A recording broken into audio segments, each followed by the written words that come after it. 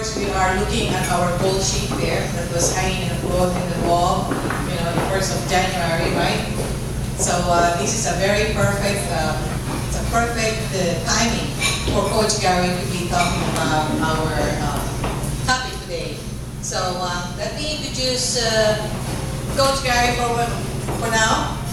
He's going to be, he's a former host of Bridge to Financial Freedom radio show. Coach Gary in his live reality show, radio show, took callers who were just getting by and matched them with financial experts like Robert Kiyosaki. Robert taught them financial intelligence and gave them a great plan for success. The caller would call back in 3 months and gave a progress report. Coach Gary was amazed at the ones who succeeded, as he learned it was their ambition and willingness, not their situation, that made the difference. He realized that someone with a strong desire have more wealth than a bank. Coach Gary began his career in 1971 in the semiconductor industry as a controller, and then became Chief Financial Officer, European Controller for Allen Bradley Europe, at the young age of 28 years old. Well, there's your man. Coach Gary entered the real estate industry in 1983 and quickly became a top sales producer. In fact, he was a top producer for over 10 years. He started and owned Financial Emporium in San Ramon, California from 1993 to 1996, which was #1 in the nation for closing loans with Ford Consumer Finance, and was countrywide 5th largest brokerage firm in Northern California. He founded San Francisco Bay Mortgage Company in Concord, California in 2001, and personally closed over $50 million in loans per month. I'm going to shorten it a little bit. Go ahead, Gary, just to give a chance for you to talk about more of your message. There you go.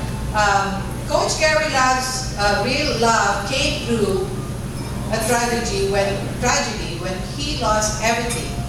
He turned to network marketing, where he created his true wealth. He quickly became one of the top MLM marketing coaches in the industry by studying and learning about lead generation using social media and internet. Along the way, Coach Gary has coached one of the highest income earners in the network marketing field. I like that. He now coaches top income earners to create explosive growth through lead generation systems, both in the warm and cold market. Coach Gary is a public speaker, author of several books and articles in building a home-based business, and he is an executive distributor for Genas. He loves to sail, read, write, and garden. He loves the dual arts of coaching and public speaking. He resides with his wife, Lueva, whom he calls his best friend of 30 years in Danville, California. Coach Gary would love to hear from you. Thank you. And here's Coach Gary. You guys hear me all right? I'm pretty loud. I don't think you need a mic. But anyway, I appreciate you guys and thank you for coming. Successful Thinkers. It's an organization that I cherish. I've been with Successful Thinkers about 3 years. A little background, Jim and I go back 30 years, so I really support this whole culture of getting to know, like, and trust somebody before you do business with them. I want to share a couple of personal experiences with you before I start out. We're going to talk today about personal strategic planning and what it really means to you as a business owner or an entrepreneur to grow your business in a fast track and a more efficient way. But I'm going to start out sharing a story how this all came about. And I was living in England at the time, and I was walking along on the beach, and I saw this little dog at the end of the beach, and he was running like crazy. And all of a sudden I turned my head and I saw this little boy on the beach, and he was running towards that dog. And I'm just sitting there looking at it. You know, it's like this little boy is so happy, that big smile, and the little dog is like so happy, wagging his tail. And they ran, and that dog jumped into his arms, and he held that little dog, and the dog just licked him to death. And I kept looking at that, and all of a sudden I heard this crazy voice, call it spiritual, call it whatever you want, but I heard this voice say, I created this dog for that boy. And in my heart, a message came so profound, it was a defining moment in my life that says this: we are all created with a purpose in mind. We're not here by accident. Everybody agree with that? How many guys want to be an accident? Yeah. How many guys want to have a purpose in your life? And what I discovered in life is that a lot of people go through life and never find their true meaning or their true purpose. How many guys know what I'm talking about? Am I right? And sometimes that's pretty difficult. I once met a man, he said, I never worked a day in my life. And I go, well, what do you mean? This guy was a millionaire. He said because he loved what he did. And that just kind of like really hit me pretty hard. He loved what he did. He found his purpose. You see, money is a byproduct of your purpose and your fulfillment. Everybody agree with that? If you chase money, what do you have? The IRS chasing you. No, I'm just kidding with you. But you know, if you have a purpose in your life and you're fulfilling that purpose, it changes on a whole change of life. I meet so many people in my career, my coaching. It always amazes me when I ask them, are you living your dream? Are you living your purpose? Are you living your passion? And believe it or not, most of the time, I get questions like, well, what do you mean purpose? Or what do you mean passion? Of course, all you guys are successful thinkers can answer that right away. But the average person can't answer that. And it amazes me because I see a lot of people that have these gifts and these talents, and they don't know what those gifts and they don't know what those talents are. You know what I call the greatest treasure house in the entire world? It's the graveyard. It's a song that was never sung. It was the poem that was never written. It was the instrument that was never played. It was the company that was never built. You see, we all have these gifts and talents. It's what we do with these gifts and talents can not only make a difference in our lives, but in the lives of the people that you love and you care about. Are you with me? So recognizing those gifts and talents sometimes is not as easy as people think. And I call it a walk on the beach. So the lesson today I'm going to give you on strategic planning is about getting clarification on your life, your purpose, and who you are. Are we okay with my run over just a little bit today? Okay? And I even brought you some worksheets to help you to find that. It was difficult for me, but I'm going to start out in the lesson, and here I go. Nothing can add more power to your life than concentrating on all your energies on a set of targets. Now, what happens in life is we get so inundated with junk, with stuff in our lives, really, that distract us and take us away from our meaningful purpose and our talents and our gifts that God intended us to have and to do with. Am I right or wrong? We get junk. How many guys have junk in your life? Be honest. I have junk in my life. Everybody has junk in their life. What's junk in your life? They're usually the things that you're doing that aren't adding to the purpose and the fulfillment that you have or you're designed to do. Am I right? So we get junk in our life. Strategic planning gets that junk out of your life and brings clarity into your life. Strategic planning will help you become more efficient with your time. I'm going to go into a lot of details to self-examine that. If you're more efficient with your time and you're doing the things that are on purpose, do you think you might be a little more successful? Yes or no? Everybody agree with that? Okay, I like an engaging audience now because I get funny sometimes too. All right, here we go. Your ability to think, plan, and decide and take actions determines the course of your life. Yes or no? It absolutely does. The better you become in each area, the better you will eat in each area of your life, and the faster you will achieve your goals and your dreams. It's just that simple. It's amazing what our mind really does. What you think about, you bring about. What you focus on, what happens? What you focus on, it expands. See, what we do internally could mean how we live externally. Personal strategic planning is a tool. It's just helping us to get from point A to point B. How many guys would like to get there? Walking, bicycle, A car or like a real fast car? Fast car. How many guys want a fast car? How many guys want to walk? People are different, you know. Gravity wants to walk. He wants to smell the roses and see the birds. That's okay. Strategic planning saves you time and money. By thinking through the key questions and concepts of these strategies, and by the way, when we finish today, I want you to really help and develop yourself by writing out a strategy for you. So we're going to get kind of deep today, all right? Is that okay with you guys? We get a little deep today. Maybe there could be some defining moments for you. There were some defining moments for me when I studied this stuff. So let's go on with just letting your life happen without a plan is like the difference between what? Just walking or driving that fast car. See, people need a plan for their life. People understand what it is about life planning. Life planning is very simple. It's how you want to live your life. How do you vision your life to be? One of the exercises I give to my students or my classes is simply this. Write a vision statement as if you're already living it. Put yourself in the moment. Put yourself in the time. Write it as if you're already living it. What does that do? Because what it does is it takes your scarcity thinking more into prosperity thinking. As you're thinking ahead and you're visualizing it, you're getting a vision of whatever you want your life to be. Not the way it is, but the way you want it to be. So when I'm working with people, it's here's where you are today, that's point A, but over here is point B, here's where I want to go. We have to work on the gap, the stuff in the middle, to get you to point B. Without that plan for your life, without that vision of your life, you have nowhere to go. Anything you write down as a goal is basically a wish. Are you with me? See, a goal has to bring value to your life. Does that make sense?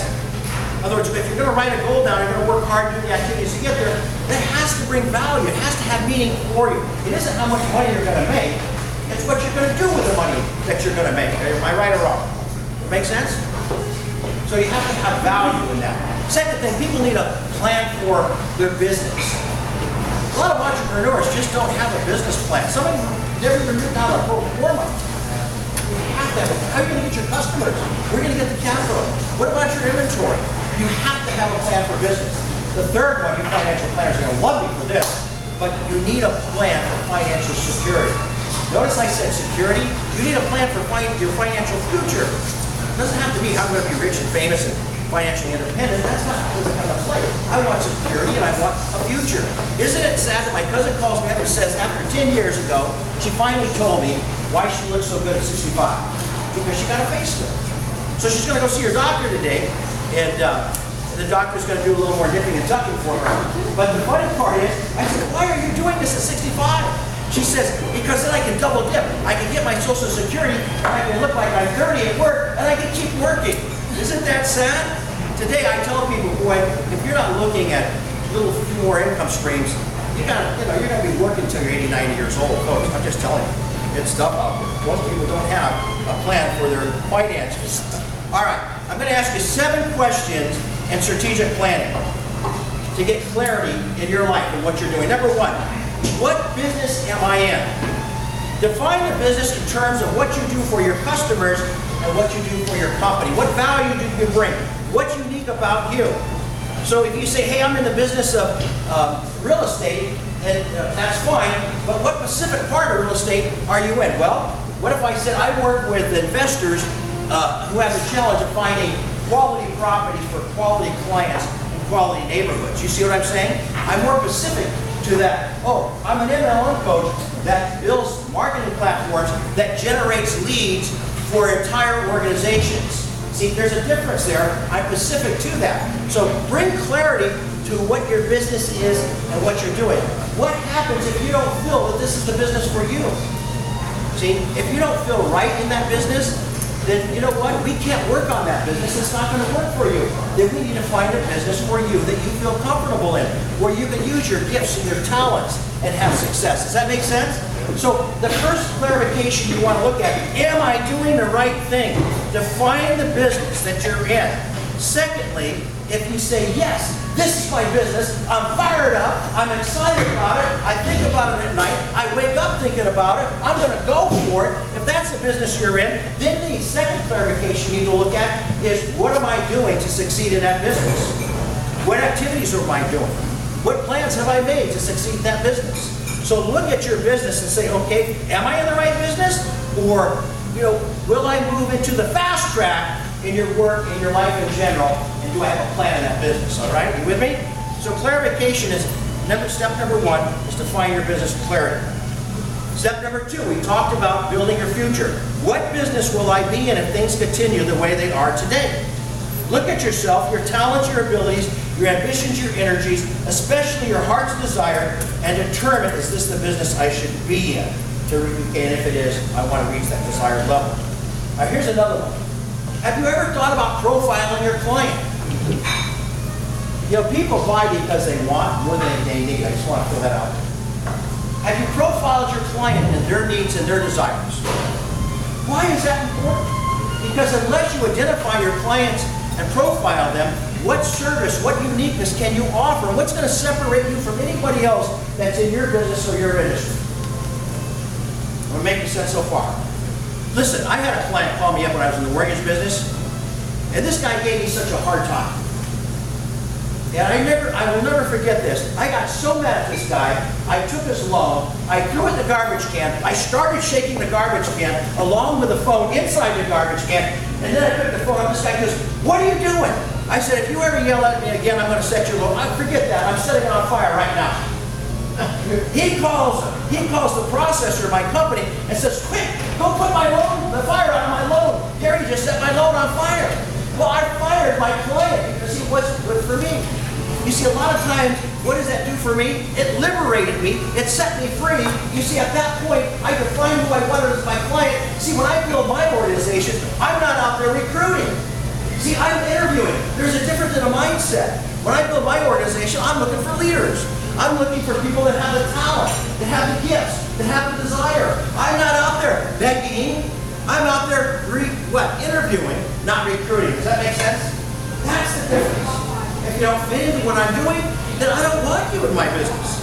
But if you fit in, it's different. It's a different mindset. It's a different attitude. So when I fired that client, all of a sudden my life changed because I got away from begging and needing to fulfilling the value within me and the value to my clients, and I became a service, and I became something that people wanted and desired as opposed to trying to pitch and sell. Does that make sense? I wasn't too hard on you, was I? I'm just trying to make a point, man. Sometimes you want to fire a coach. I had a guy that called me up so much. I was in the bathtub one time when I started out with real estate when I was a young guy. I didn't have a little more hair and I wasn't as fat. And my wife brings me the phone in the bathtub. And I said, "Honey, I'm taking a bath." She said, "We need the money." I said, "I'm taking a bath." She says, "Answer the phone." I said, "What do you want?" And you know, I'm talking to the guy in the bathtub. You know, I got so hard up, I had to take phone calls in the bathtub. When I fired that guy and I liberated myself, I never took a phone call in the bathtub. Hello? Did that go? I didn't have to take a phone call in the bathtub anymore, actually. Oh my God. Come on now. Come on. It's just like when you go on vacation. You know what I do when I hit financial independence and freedom? I didn't take my cell phone. Hello? I used to take my cell phone. One time I was at the beach. It was in Hawaii, Black Rock, and I'm walking in the ocean. I got my flippers on. You've seen The Graduate, right? Remember the old movie? And I had my goggles on, my flippers, and I'm on the phone with my client. Can you believe that? And I'm flipping into the ocean like this, talking to my client. Everybody's looking at me like I'm nuts. A great big wave came along, knocked me off. My glasses came off, my goggles came on my neck. I walked out of the water. I was missing one flipper, so I'm walking like this. And then I lost my cell phone. Well, the whole beach is cracking up and laughing at me. Another defining moment. I said, you know, I don't need this anymore. See the difference? Are you with me? It'll change your life. Profile for your client. When I sit down with people, what do I say? What is your client? Who are you looking for? And my attitude is always to help you get to where you want to go. I just had one with Ken. He's got an excellent company, excellent product. Am I right? I didn't try to recruit him. I just want to find out about him. I admired the fact that he's consistent and he's been there and his family's been in there, and I admire him for what he's doing. Isn't that the way it should be? I get dehydrated. How many of you guys want to fire customers? Woo-hoo! fire them up, right? Okay. Let's go to the next one. You need to identify your area of excellence. What do you do especially well? What area of excellence and area of superiority that you have in your life, your personal competitive advantage and edge in your field is in that area of